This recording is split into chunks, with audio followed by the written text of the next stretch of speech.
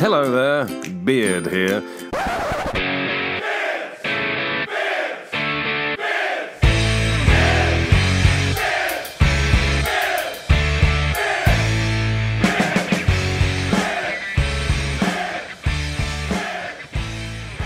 Good evening, handy viewers, such as you are. I am joined by two very confused co-hosts who have no idea what we're about to talk about. So good evening, Connor.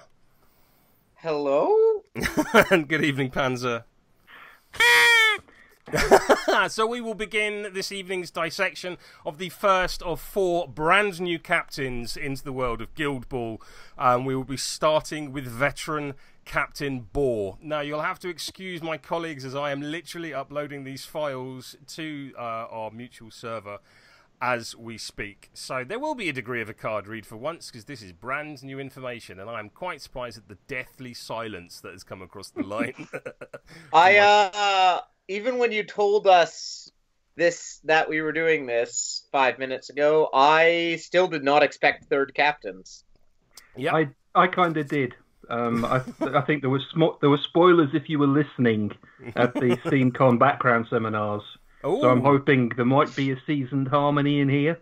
Well, that's an interesting thing. We should come back to that line of thinking later on, Ben. So starting with veteran Captain Boar. Right. He is a 2-inch melee zone, as he still is. He has gone to a 5-7 move, so slightly faster. Still TAC 8. His kick is now 2-6, so he's increased by 1 dice. Still 3-1 defense, and brings 4 influence, but can only have 2. Oh, that's amazing. I love that. I love that as an idea. That is so cool. The fact that he hands out more influence than he can have, it's kind of like he's just sat there in the middle of the pitch going, I'm going to do me things, you guys crack on. His damage track remains exactly the same, so Momentous 1-on-1, Momentous 2-on-2, Knockdown, Momentous 3, Tackle, Momentous 5, Momentous 6. It's more the non-Momentous column where he has changed. He's gained a 1 damage Guild Ball result on the 2nd column, a double push on the 4, and a 4 damage Guild Ball result on the 5th column. Although he will be without the Ox aura, seeing as Ox won't be on the pitch at the same time with him. And he has gained the character plays Singled Out and Stagger. Now, I don't know about you, gentlemen, but the idea of Singled Out on Boar is a terrifying prospect.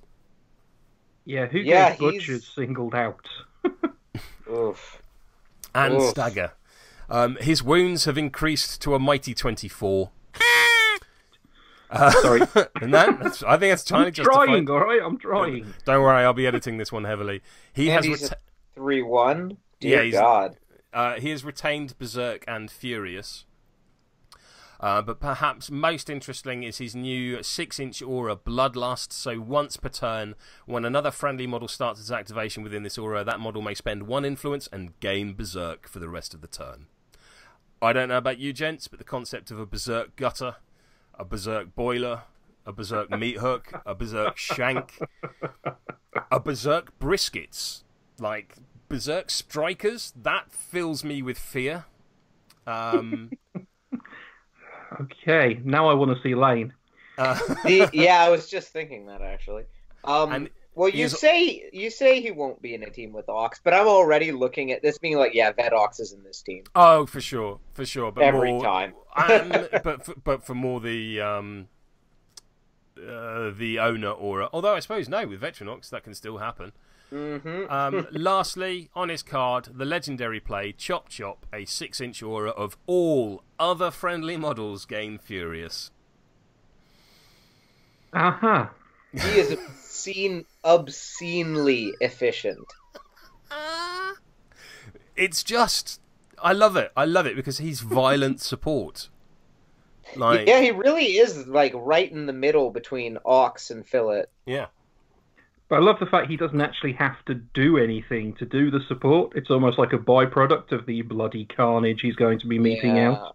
And even he gives 2 influence to the team while still potentially making 6 attacks a turn. Like, that's insane. Die in a fire. Like 4 damage singled out. Yeah, that's what I'm looking at here. 4 damage singled out on a model that you will be charging with, so 12 dice. 4 damage singled out. I mean, it's just obscene. It's absolutely hilarious. Also, attack 8 2-inch reach captain with a knockdown on 3 basically means butchers finally have a captain that doesn't care about counterattacks. Yep. I mean, so, gentlemen, thoughts? What happened to his eye? That's a great question. That is a great question. And that might be why he's captain and Philip probably isn't anymore. Yeah, I somehow doubt we're going to have a veteran Philip who's a squatty.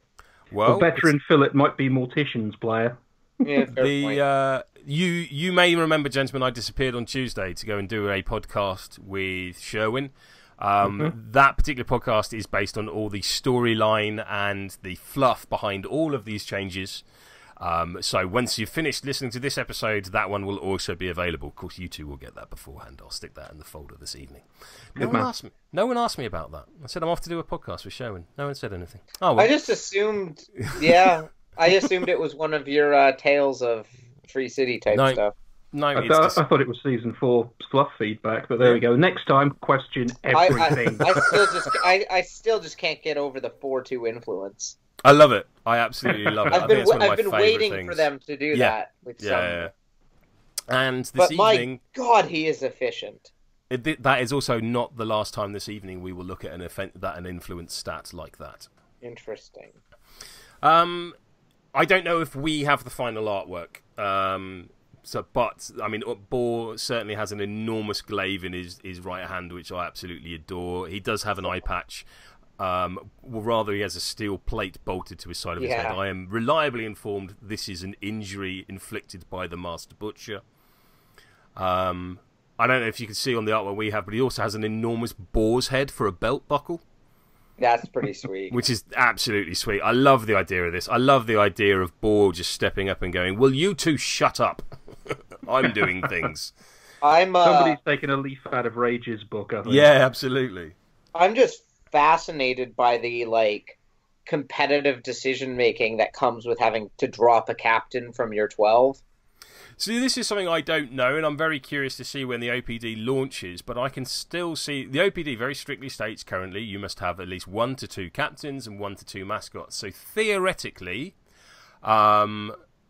if you are playing one of the guilds that we are discussing tonight, and I'm not going to reveal all the rest of them who they are right now, you're going to have to... Yeah, you can't have Boar, Fillet, and Ox. You're going to have to drop someone, and I'm really curious to see who it's going to be. It's really interesting because Boar does very much feel like the in-between of them. And I feel like that could go any which way where, if you like more aggressive, you'll play him and Fillet. If you like the spread, you'll drop him.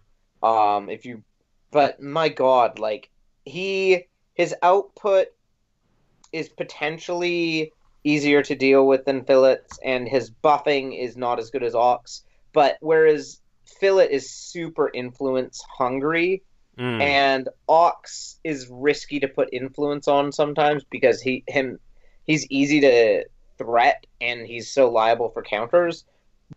Boar and his bloodlust and legendary just means this team is just going to feel like they have more influence than they can spend for attack, certainly. Yeah. There's just so much influence. That Boar legendary turn of Chop Chop, when a fully stacked Boiler activates, uses 1 to activate Bloodlust, uses another 1 to put Mark Target on someone, and then charges for free and berserks 4 attacks into you. Yeah. It's not okay. It's, Yeah. It's, Jesus. Or just Gutter. Gutter, I think, is going to be phenomenal under this order because she can realistically go into someone, kill them, and then route 1 into somebody else and still have influence to make attacks. Yeah.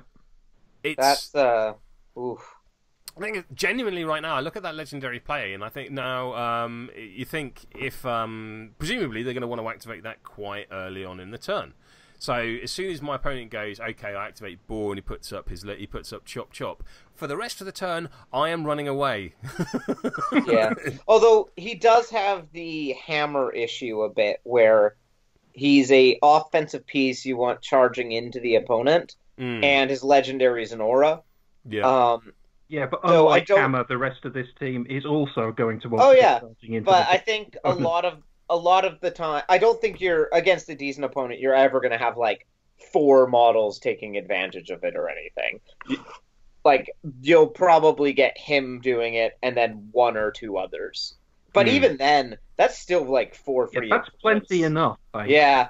Like, it's as someone really who plays good. Alchemist, I'm suddenly going, oh, damn, where did this come from? I mean, even a Furious Berserk Princess. Yeah. And for 24 boxes... You're not fun. 24 boxes with a 3/1 is not easy to kill. No, He's probably the toughest Butcher's captain, as well as having insanely reliable damage output. I don't know. If Ox hadn't gone to 3/2, I think I'd agree with you. But I think it's comparable. Yeah, potentially. Although his counterattack's a lot better than Ox's. Yeah. Well, he'll at fair. least get to make it more. Yeah. The double push is lower on Ox, but and Boar's got a lower knockdown and more tack. So yeah. Stagger in faction as well is worrying, particularly when they've got access to snared through Meat Hook. Well, that's what I mean by he doesn't have to stop killing people to do to buff people. Yeah, I 4 damage Guild Ball. It might even be overkill in a lot of games where you're just like, I'd rather have the momentum. Yeah.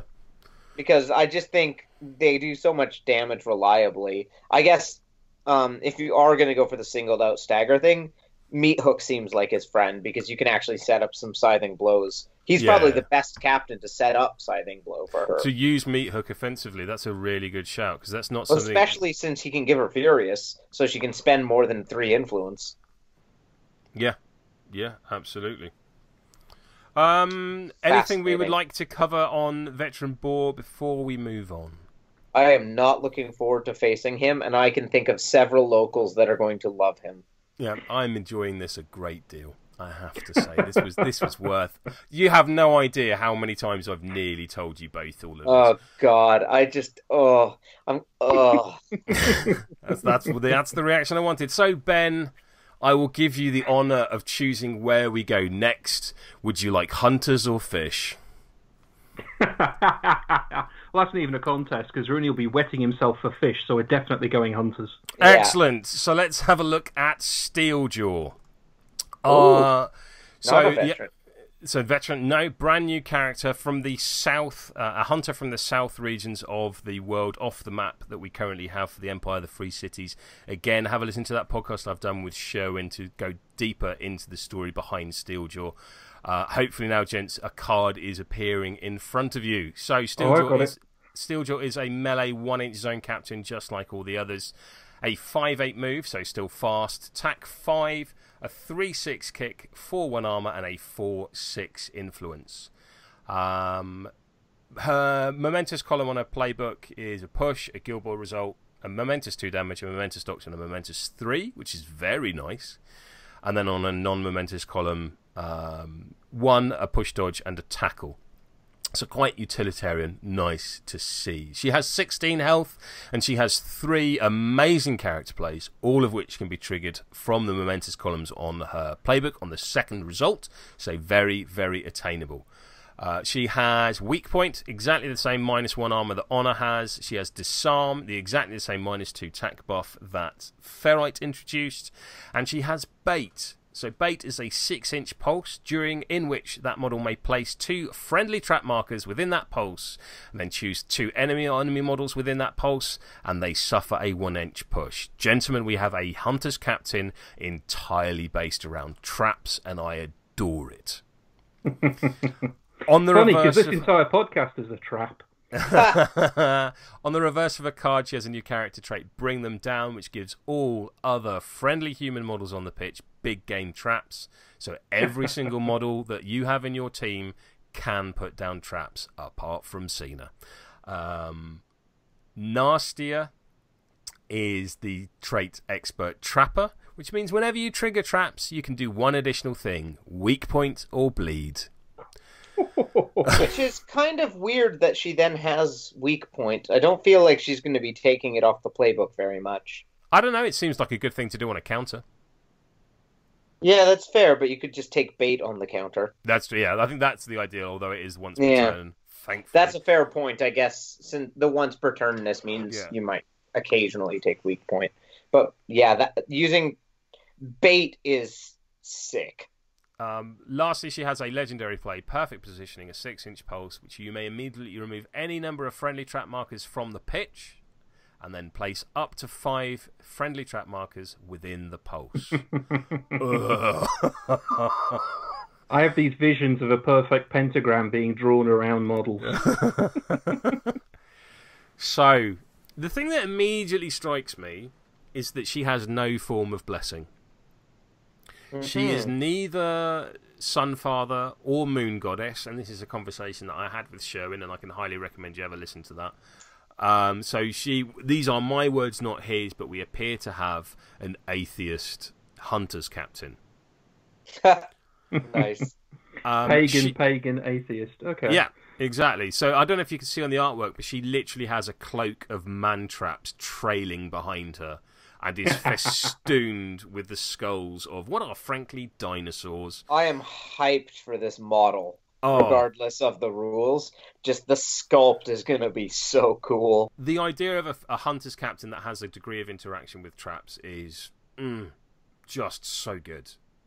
So good. And does something massively different to both Theron and to Skather. Yeah, she's a as much as Theron is sometimes called a support captain, he does a ton of work himself. 100%. And she feels really like a support captain to me. Because TAC 5 Momentous 2-on-3 is not great for a damage dealer, and her footballing ability is like worse than Theron's by a lot, let alone Skatha's. But man, she's got a lot of debuffs.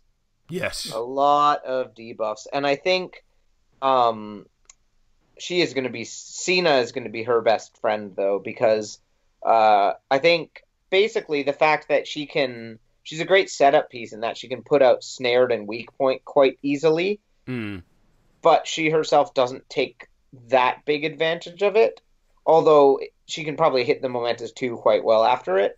Yeah. But getting that plus damage buff even more easily in some ways than Theron does, albeit closer up. She's interesting. What I would like, Bait is maybe the best character play I've seen. I think it's the most important thing on her card. 100%. Like that and Expert Trapper. If you think about if I was to give you a model in your guild, or I was to errata your model in your guild, which gave a playbook momentous triggerable result, where I just said 6-inch pulse, choose 2 enemy models and push them 1 inch each, you would leap at that. Yeah. You would 100% leap at that. Now, we have waxed lyrical on this thing about the importance of positioning and where models are on the pitch is the single most important thing in a positional-based skirmish war game. So to have a character play which... I mean, Voodoo Strings is a prime example of this. This is Voodoo... Admittedly, it's a once-per-turn kind of Voodoo Strings, but it affects 2 bundles simultaneously. I can't think of anyone that wouldn't find a place for that in their 12. Also, the fact that... Then you put a trap on it. And the fact that you can pay for it, it's not just the playbook, is huge. Because it means it's not great.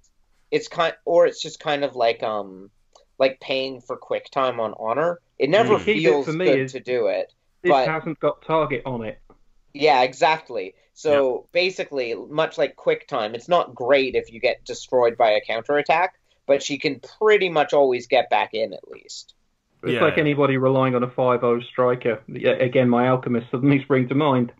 It's like pretty much regardless of my intention, they're going to get snared, probably bleed.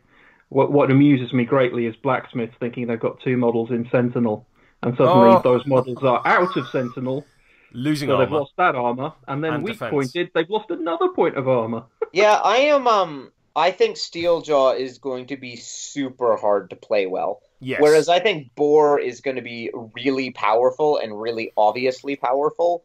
I feel like Steeljaw is the hardest of the Hunter's captains to play because Theron can play quite defensively and Scathe is insane. But Steeljaw needs to be in the mix to do anything.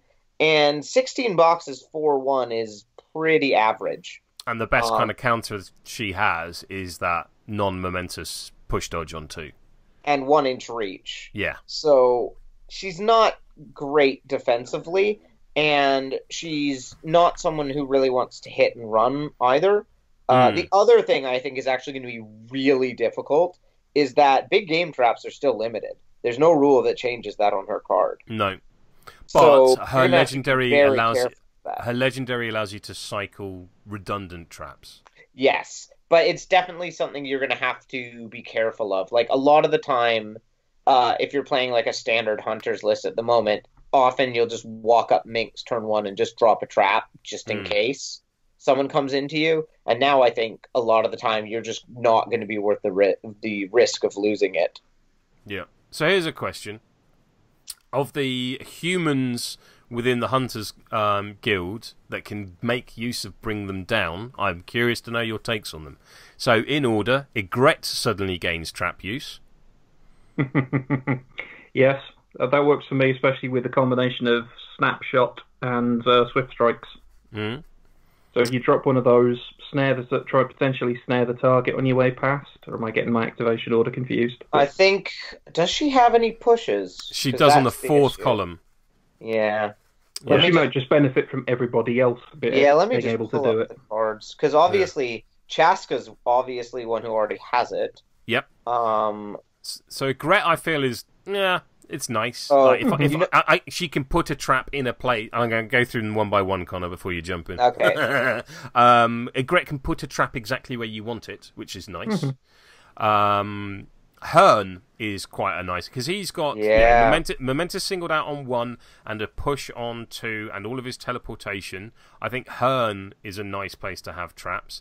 I think Vet Hearn is an amazing place to have traps. I think he's number 1. I think he is the number 1 benefiter of that rule specifically. Whether or not that means he makes the lineup, not sure, but he is the most reliable pusher, and honestly, having a momentous push on 1 is nice, but it's not a great result. Having a momentous 1 damage push snared on 1 is incredibly good. Which also does weak point or bleed. Yeah. So he can throw a spear at someone, teleport next to them, put a trap down, push them away, and then walk off. Yeah, he's That's fun. Does it say...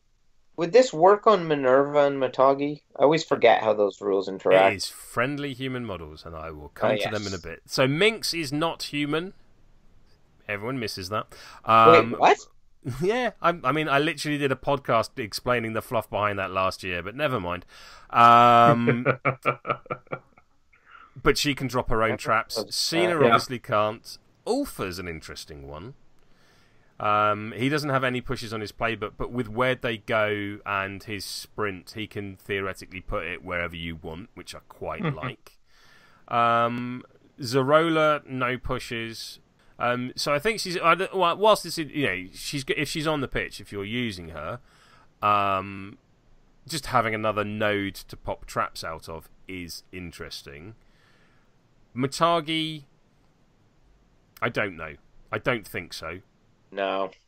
And Minerva has a non-momentous push on 2, but I think you're using her for other things if she's in a hunter's lineup. I'm not sure. I don't know. She's kind of in there already. But yeah, it does feel a bit like she already struggles to make enough attacks to get all the stuff she wants off. With that 3 influence cap.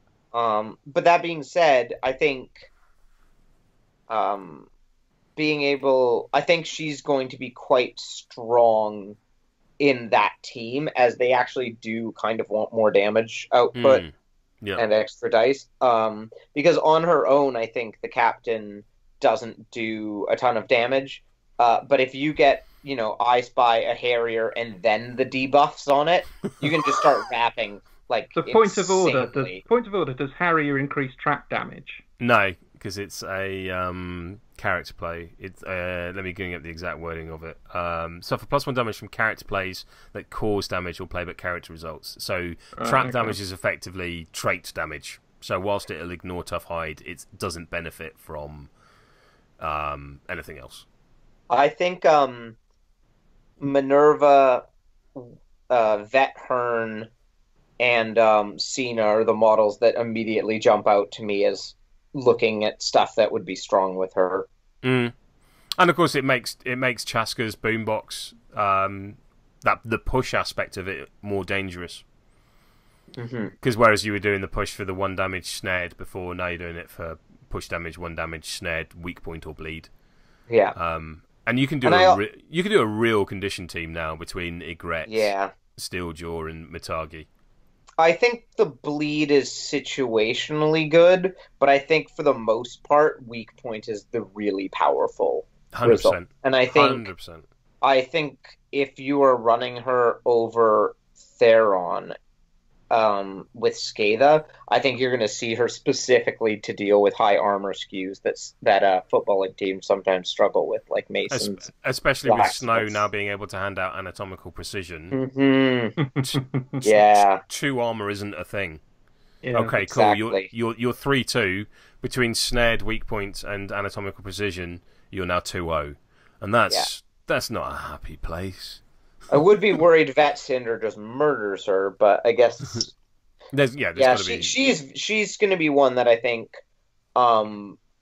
people are going to need to play a lot before they get a handle on. I think she's going to be like the snowflake choice.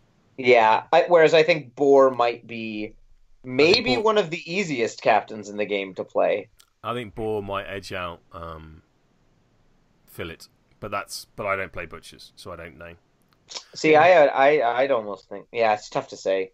So I'm really curious to see. Sorry, Ben. I was going to say, I think with hunters now, you've got 3 control choices. You've got Theron, aka Forest Rambo, who controls players, Skatha, who controls the ball, and Steeljaw, who controls the pitch. There's going to be a lot of places you just don't want to go with her now. So that's going to be interesting. But she does definitely play into that kind of that hunter's archetype, that you can't just pick them up, throw them on the field, and see what happens. They need finesse, they need practice, and she's going to. I think she's going to need to even more than the others, because I don't think anything on her card is as powerful as Skatha's speed and tackle double dodge on 1, or Theron's pinned. So I think you're going to need to use the team a lot more. Yeah, she's more of a force multiplier than either of the other 2, who are the forces in their own right. That's a very good shout. So people that are used to playing hunters should slide into this quite nicely, which is terrifying. So moving on, I think it's only fair that we show Conor his new toy. Nah, keep him waiting. I wanted. Oh, yeah. So this is Yokai. Yes, new captain. This is a new captain for the fish. A coach. Wow. And a genderless non-binary coach at that as well, which would be interesting for all the Charmed. So going through it one play at a time, and Conor, don't worry, you'll get your chance to explode. A 6/8 move, that's not slow. Tack 5, 4/6 kick, Def 5, armor 0, 4/6 influence. A playbook which is interesting but not screaming out. Momentous tackle on 1, which is a rarity for you guys, certainly. Yeah. A momentous guild ball on 2, and a non-momentous dodge. Some damage. It's not momentous. Lol. A momentous double dodge on 4, and then a knockdown and a 3 on 5. 14 health, which is certainly quite nice for a Def 5 captain. 2 fantastic character plays, one of which is triggered. The first of which is triggerable by the playbook results. So Swirling Waters, target friendly model may make a 2-inch dodge with a 6-inch range. A model can only be affected by this character play once per turn. So that's very familiar to those of you that use Hag, which is all of you. And then Break the Surface. cost 2, 6-inch range, target enemy model or a free ball within range, place the target model or free ball within 4 inches of its current location. So kind of like Veteran Siren's deal, but as well as moving the ball, you can move people. That's hysterical. Now onto the back of the card where, let's be frank, this is a child-friendly podcast. I've always been very serious about that, and I have to edit out a lot of stuff that Panzer says. But in all honesty, the back of Yukai's card is where gets real. Last catch catches the most. I read that and just went, oh. Yeah. Editing. So, while this model is on the pitch, and you'll notice it's the same thing with Steeljaw. There's no aura, there's no range. Very new player friendly. It's just whilst this captain is on the pitch, they benefit when a friendly model scores a goal. If it does not use run the length, the activation does not immediately end. That is insane. Absolutely. So, you score your goal with Fathom, your opponent kicks out, and then Fathom goes and gets the ball, scores again, your opponent kicks out, you link into Angel, and Angel goes and gets the ball scored. Well, you forgot that Angel goes and fails to tackle the ball 3 times. But other than that... It's easy to see why we call Beard the NPE, if that's the first place his head went. Do you know what I mean? Yeah. This is bonkers. It's glorious. It's absolutely glorious. And I love it. If you can ever score without using your advance... And it's not like she can then, I don't know, target a ball within 6 inches and place it next to her. Because break the surface and last catch catches the most is insanely good. The active trait, beating wings over water, and I love the cinema of this. Once per turn during this model's activation, choose another friendly model with an H. The chosen model gains flying. That is kind of weird. Flying tentacles. It's just got this fantastic Hong Kong cinema, House of Flying Daggers visuals to it, of just people running over bamboo forests. And then her legendary play, Cormorant's Calling. Choose another unengaged friendly model within 10 inches of this model. Place the chosen model within 10 inches of this model. You are f***ing kidding me. I hear you like snapshots. So, Connor, how'd you like your new captain?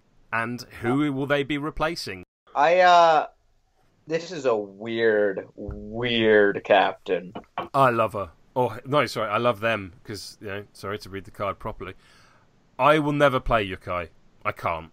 My brain doesn't work this way. It's not the game of Guild Ball that I can do. But bloody hell, that's cool. I might fall into that camp myself. The thing is, I don't really get what she does. Like, I get that she does a lot. And Did you just read the same card the rest of us did? You don't get what she does. Well, I get what she does, but, it's all so weird that it's hard to predict what games she would excel in and what games she would struggle in, which is how you would choose which captain to play alongside her. I've got a sneaky suspicion. I don't think she cares overly what you're playing into. I don't know about that. Use her for her effects on your own team. She's still a TAC 5 model, but that momentous tackle on 1 helps a lot. Yeah, she has got basically nothing on her card that is normal. No. Except Swirling Waters is basically giving you a second hag, but you don't really want your captain doing that. No. But you could although it is nice. But you could do it on a counter. Yeah, I mean... Yeah, I guess it can target herself, so she's really got a double dodge on 2, potentially. Yep. That's big, I didn't notice that. Unlike hags, she can target herself. Wow. I am so confused and so need to get this model on the table. I'm already going through Malifaux stuff in my head, thinking what I can proxy. Ten Thunders Monk. Yeah, that's what I was thinking of, actually. Jackie. Yeah, less dodgy than Shark. Less fighty than Shark, even. Yeah. I love that she really her occupies playbook is a unique design space in Fish Captains. I love the sheer innovation to the football game that she's going to bring. Yeah, I mean, you know, I love my janky as hell football. Mm-hmm. I'm looking at her going, oh, yes, I can do a lot with this. Well, it's interesting because I think she might actually, unlike the other two captains, not really need Hag, which opens up more striker slots.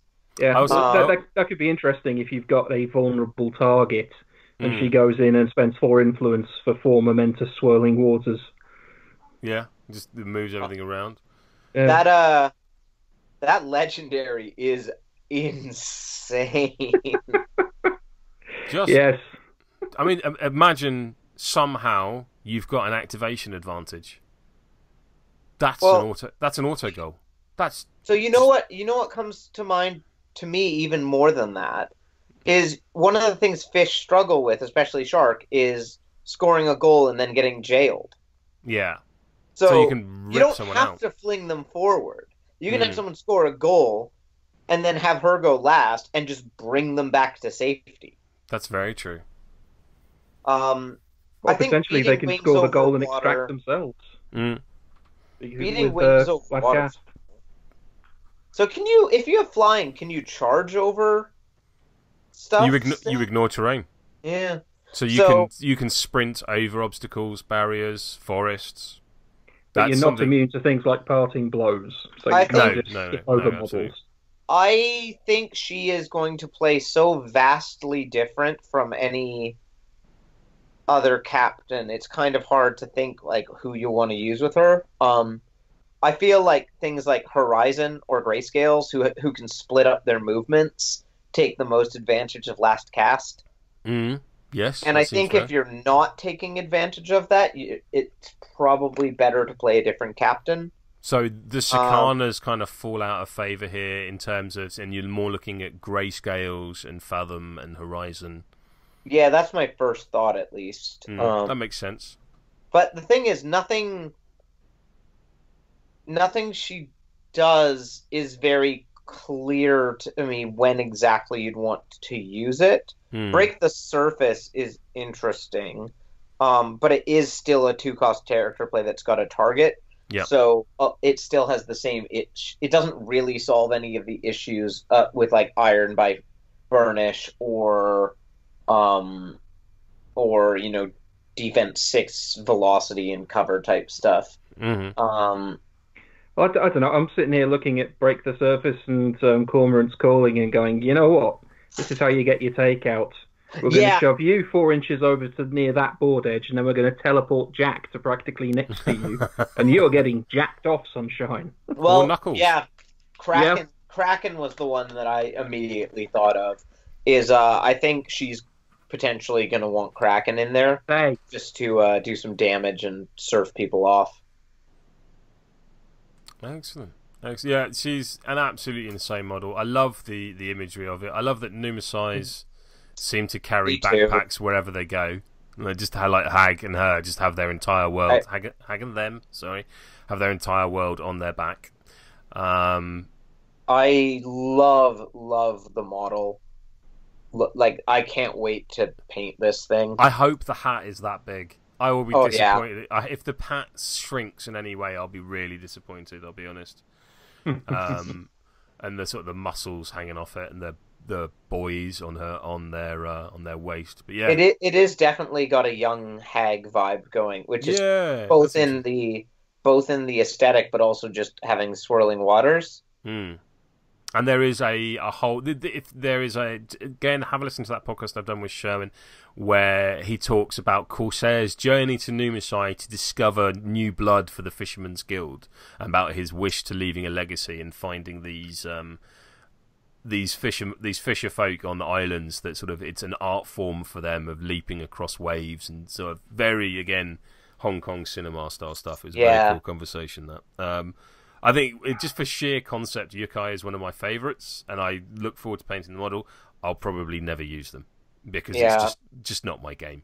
But I'm really glad they exist. Me £120 in resin fisherman because I'm going to be using this. Absolutely, this is right in my wheelhouse. I want to go with this model. Yeah. Yukai and Steeljaw both kind of fall into the same camp for me, where I'm not sure if they're better than the incumbents, but it's because they're so janky and different. It's going to be quite. I think especially like Hunters and Fish, both have like as different as Corsair and Shark are, and as different as Theron and Skatha are. A lot of the time, the squaddies and the way you play the squaddies is quite similar. Sure. And I think for both Steeljaw, and Yukai, they might end up with quite different lineups and styles than the current common ones. Excellent. So, talking about models which don't necessarily displace the incumbents, but certainly one I will be playing. I have very purposely left this one until last. We have seen this young lady already. It's interesting that you mentioned this earlier on, Panzer, that spoilers were given away in the fluff. I did not see it coming, and I have been suitably lambasted for it by the man that writes it all. And let me introduce you to the new Mortician's captain, Mourn. Oh, no. So Mourn was in the. If you've missed it, she was in the Free Cities Carol Christmas story as the fated girl in the corner. She is terrifying. This little tiny Victoriana, coins for eyes, or a Mortician symbol emblazoned on her forehead. Terrifying little girl. Okay. This might be my favorite captain of the four. So, going through her, she has a 1-inch melee zone. She has a 6/8 move, which is very nice, which is nippy for a Mort captain. Attack 3, so terrible. 2/6 kick, terrible for everyone else. Average for Morticians. A Def 5 armor 0, which means at long last I get my full Def 5 armor 0 lineup in Morts. She is influence 4/4, which I'll come back to in a minute. She has a playbook pretty much only for counterattacks. Like most mascots have better better playbooks than this. Momentous dodge on 1, non-momentous double dodge on 2, momentous 2 damage on 3. Because as soon as she's got attack 3, it's not happening. 14 health, and then there's her character plays. So Malice, 1 cost character play, range 6, once per turn. Friendly model gains +2 attack. Gentlemen, say hello to attack 8 Ghast, to attack 7 Casket, to attack 7 Pelage, to attack 7 Memory, to attack 8 Skulk. Amazing. So happy. So happy at that prospect. I wonder what it does to Gaffer. What will it do for me? Hollowed, 4-inch range, once per turn, 1 cost influence. Target friendly model gains empathy. Morticians. Do you really want to attack Ghast or Casket now? And quick time. That's huge. Like, I mean, admittedly, it's going to cost her half her influence, but quick times, that's something we don't have. We've got midnight. Quick time's one of those abilities you don't like to use, but it's nice to have. Now, if Yukai's back of a card was serious, Mourn's is even better. I'm going to start from the bottom and go up. Rising Anger. Punch the little girl, I'll gain 2 momentum. So we, like Union, now have 2 Rising Anger models in the same guild. Fated. 6-inch aura of rerolls to either attacks, kicks, or character plays. Basically, she's got a confidence aura. Thanks, Obulus. And then lastly, the ability which frankly defines her is Grave Candle. Grave Candle is a 6-inch aura in which a friendly model, of which she is one, within this model is reduced to no health. Before suffering the takeout condition, the friendly model may recover health up to its recovery level, and the enemy can gain 2 VP. She's immortal. My team is immortal. I cannot believe that is not once per turn. There is no need to lose activation. There is no need to lose influence. I am so hyped for Mourn. I am not. I guess the 2 captains that we have in Morticians at the moment are super solos. You know, whether you're loading up 7 influence on Obulus or whether you're loading 6 influence on Scalpel, they are super serious and they get work done. To have a captain that can't have more than 4 and does so much for the team around her is really, really nice piece of design space. An Immortal Ghast, an Immortal Casket. Pelage. I think you're going to see Pelage with her a lot. Yeah, because between Singled Out and Malice, that's... Ow. Grave Candle, like, basically gets rid of her number 1 weakness, which is that if you fully stack her, she just dies, and despite empathy. Now, it's important to note what Grave Candle isn't. Grave Candle is not reanimate. You do not lose conditions. So if you're snared or knocked down and you come back, you're still snared and knocked down, and I think that's going to catch people out. Yeah. And against like high damage burst output teams like say Rage or Veteran Captain Rage or Butchers, there will be times. Say again. Sledge. Yeah, there will be times where I take the model off because I don't want to get hit again. Because you can very feasibly lose 2, 4, 6 influence. Like Hammer could have a field day. Do you know what I mean? Yeah, just kill something 3 times. Exactly, 100%. So do not get me wrong, there is skill in using Grave Candle, but there are certain models which just really benefit from it. Like Dirge, I think is hilarious. Like keep killing Dirge. You can keep having 1 victory, or you'd get 2. No, it's 2. It's 2. Also, you'd lose 2 for killing. You'd give up 2 for memory dying. It's not auto use. You're gonna have to use it well, but I love it. I absolutely love this idea, and I love that she doesn't have to die. Yeah, I think I think you can run some really interesting teams with her. Like I think Cosset being able to reroll Lure is amazing. That's because it's huge, once per turn. Yep. Like I think you could see your stupid defense 5 team. But you could also, I think, as you've said a few times, Ghast seems really good there. Both double rising anger and pushes and everything. Both Casket and Ghast, they're like the big guy bodyguards for Mourn. They both benefit so much from her. The one thing I will say is she feels not useless, but like very not relevant in some matchups where Grave Candle won't matter. It does nothing against football. Yeah, which of course has me expecting I will not actually see her very much. But I think the nice thing about that is Obulus is one of the best anti-footballing captains in the game. Yeah. So I think if you were not a fan of the super solo-ness of Scalpel, but Obulus can struggle a bit in a fight because he's so delicate, I think running Mourn into fighting teams and Obulus into football-y teams would be a pretty strong combination. That's I'm assuming that the OPD will stay at such a point, at least for now, where you choose 2 captains, and for me, Scalpel is the drop. Now, I get that that's probably not the competitive choice. However, this is the Morticians that I want to play. Yeah. And they've made them slower and grindier and even more hard to kill.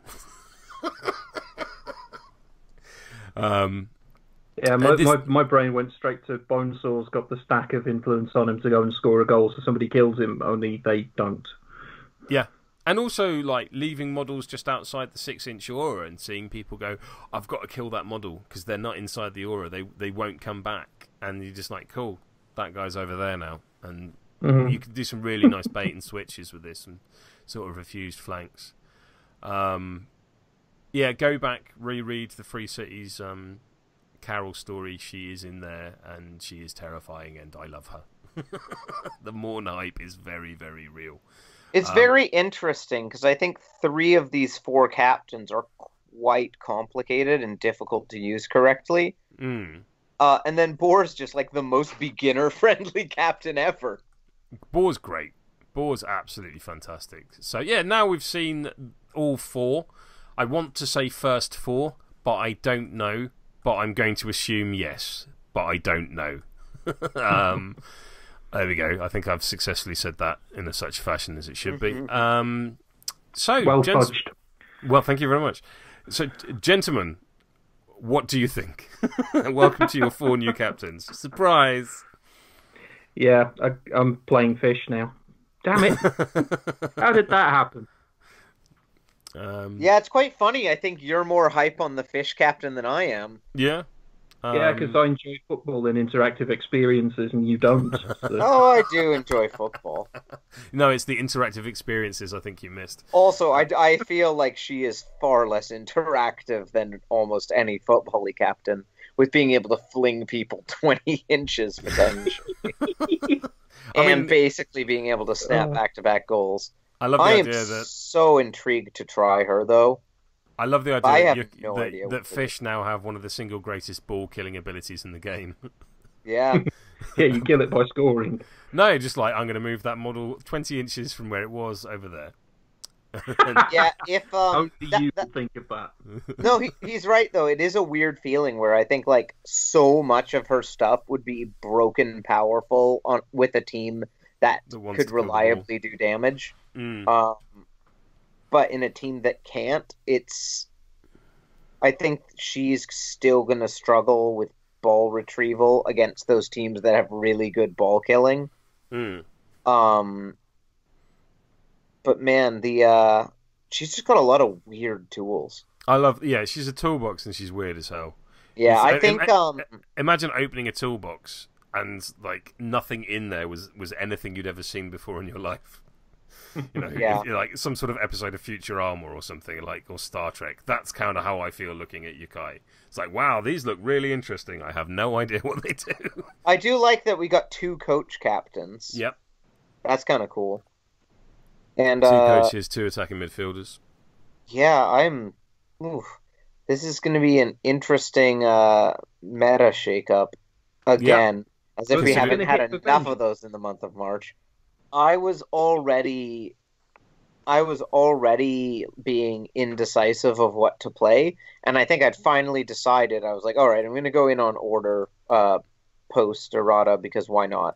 And now it's like, because I haven't been loving fish this season. No. Give me your fish. No. If you want to borrow a fish team, you can borrow mine.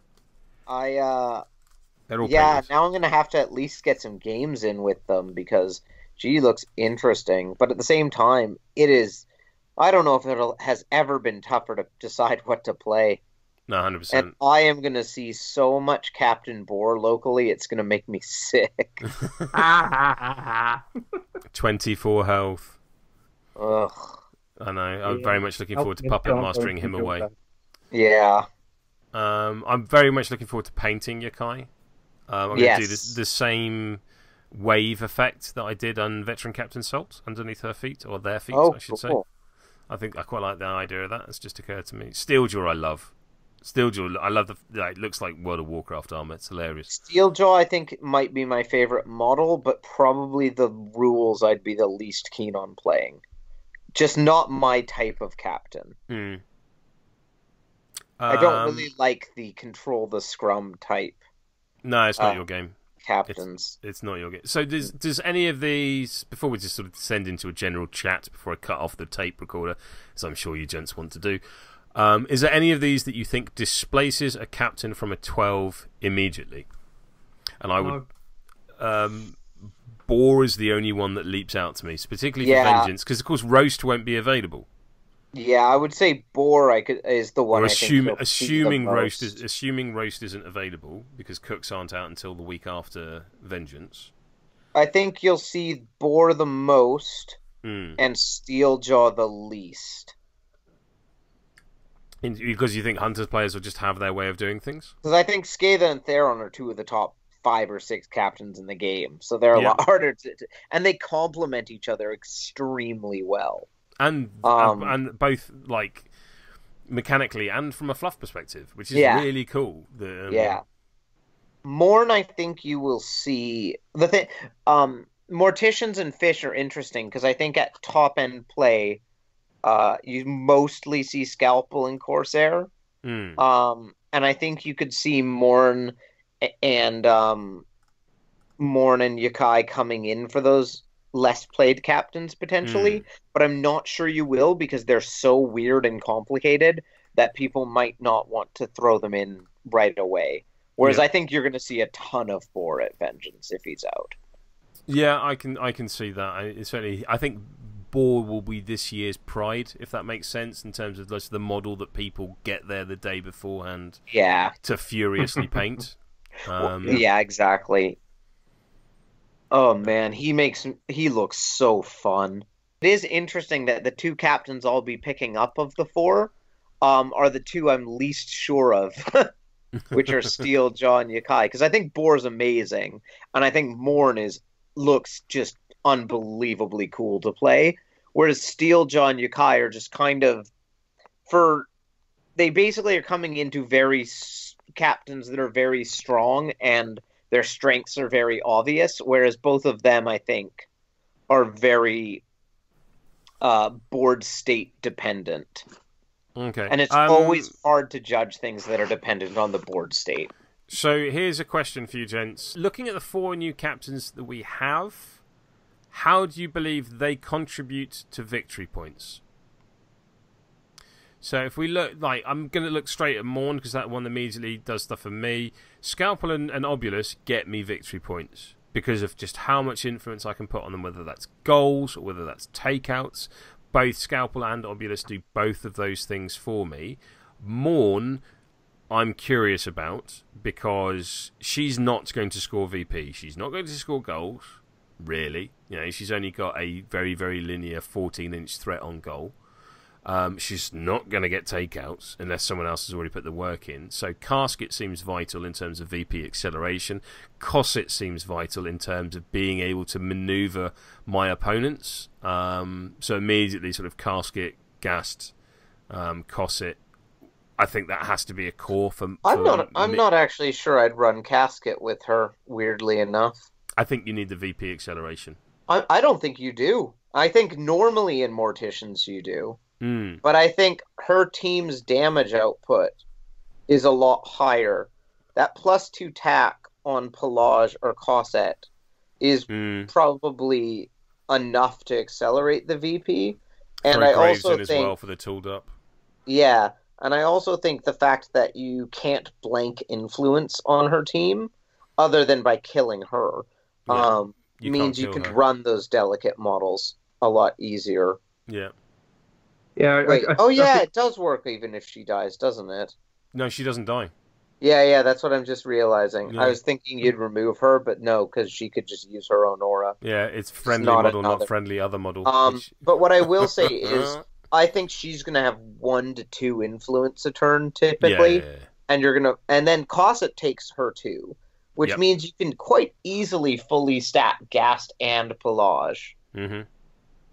And I'm not sure how strong she'll be, but she really feels like a takeout heavy captain. Or she feels like you can set a plan at the start of the turn and be fairly content that all the models will still be there to execute that plan. Yeah. It almost kind of proofs you against the enemy team doing something to stop you, I guess. Yeah. Alchemists feels rough. Yeah, she does not at all feel like a captain you can basically solo like you can with Scalpel. No. And whereas I would say some of the other ones of these captains, I think are not as matchup dependent. But may also, for that reason, not be as powerful in any matchups that would lead them to take a spot of the incumbent captains. Yeah. So I think Boar's probably the easiest one to answer here. His VPs will come from takeouts. No, that tackle on 5 is going to do work. that 2-6 kick. So Boar, fair enough. Steeljaw is an interesting one because what little football hunters seem to play is massively enabled by their captains. Yes. Whether it's Hearn doing the teleportation forest goal or Scather doing Scather things, both of those things heavily require captain interaction. Ulfa and Ygritte aren't reliable enough solo goal pieces unless you receive the ball with Hunters, kill the ball on Ygritte all game, and then she like sprints forwards and scores, which is perfectly viable. But also nothing she does really helps you get goals either. No, 100%. There is no everything on this. Everything she does is control and take out, which is cool because that's how I play. Yeah, she seems much more your style. Yeah, 100%. 100%. So I'm curious. Yeah, Steeljaw sort of that feels like a more uphill VP battle than the other two Hunters captains. I would say if any of these 4 captains I see struggling to make a 12 a bit, it's probably her. But I think you'll either not see her or you'll see someone who's basically only playing her. Yeah, sure. Because I don't think there's because I don't think there's a situation where you're like, oh, she covers Theron better than Skaitha in these matchups, or Skaitha struggles in these, but she's better in them than Theron. So I think if you're going to play 2 captains extensively, Theron and Skaitha cover each other better. But if you want to play a captain that plays this game, I think she will play it very well. I think she can do her plan regardless of opponent. Yeah, I also think you're missing something there in that the Hunters squaddies. I think we've identified and we've argued about this are arguably the best ones in the game. And you take her as captain, she doesn't demand 4 to 6 influence every turn, so you have much more resource to put into that team. That is very true, and that is a guild which has a great deal of influence efficiency already with blessing of the Sunfather from both Hearn and Veteran Minx. Although I still think that Hearn is money with Steeljaw. This is an interesting thought. When I first look at this, the lineup that first comes to mind for me, excluding Mascot, because I think that's completely matchup dependent in all of the captains. Basically, if you need anatomical, what would come to mind for me is I think you need Cena with her because he's the only burst damage piece in the faction. Yep. And most importantly, she sets up the snared really well. So I think you're always going to see Cena. And then I think where she's different is I don't think she really wants Zorola as much as the other 2 captains. And I don't think... Well, Vet Minx is always solid, but basically she doesn't bring as much. But I think she's just so tough to kill, you probably want her anyway. But I would see like a Vet Hearn is maybe your best goal threat in this team, weirdly, because he can jump out and knock in goals quite easily while not giving up any of your fighting ability. So I could see a Cena, Vet Hearn, Minerva flex type lineup being quite strong with her. And that's a lot of reach to make up for the fact that she only has 1-inch reach. It's weird. Yeah. I can almost see, just from what you're talking about there and my own thoughts, I can almost see a fixed 6 Steeljaw list. Who would be the 6th? I'd need to sit down at Mia. I dare say we will chat for hours in our usual chat group about exactly what we do. But the Pete Williamson 6 approach, I think Steeljaw really benefits from because I agree that trap manipulation and pitch control. It doesn't matter if you're facing butchers or fish. You can still go down the line of making use of those things. Yeah, although I can't help but feel that there are going to be games where you just are massively outthinking your opponent and like doing all these cool tricksy things, and then Boar just charges her and deletes her. Welcome to playing Morticians. Well, but I think playing any finesse skill. No, but the difference is Smoke can do what she can do from far away. Scalpel can run away. Obulus can run away. She has to be very close to do what she wants to do. She is the positioning captain. Both all of her abilities and her, it's all positioning finesse. I think she is going to be incredibly difficult to play. But cool. But very cool. Well, and when you get to grips with her, it will be a very different style of hunters. You're not forced down the efficiency avenues you might be with the other 2. Yeah, I'd agree. Like I think she cares a lot less about Chaska's efficiency. Exactly. I think she suffers into farmers. Because it's just like, oh, cool, we'll walk over these. That's fine. You play the other captain. Yeah, I think that's where you bring in Skather, probably. Yeah, I think she does probably suit being played alongside Skather more than Theron. Yeah. But I don't know, because I find her really hard to wrap my head around. Although not as hard as the as Yukai. Yeah, segueing nicely. Where do you see? Again, it's a footballing captain, so I defer entirely to your two. Where do you see Yukai's path to victory? I don't think she's going to be getting very many points herself. It's not a she. Oh, yes. I don't think they are going to be getting very many points. Because 4-6 kick, 6-8 solid, but it's the worst goal. It's not a great goal threat by fish standards. And also, I think they're pretty delicate due to not the best counters, especially if you've used Swirling Waters. I struggled to see. It's going to be interesting because I think if Fish did not have Fathom, I think they would really struggle.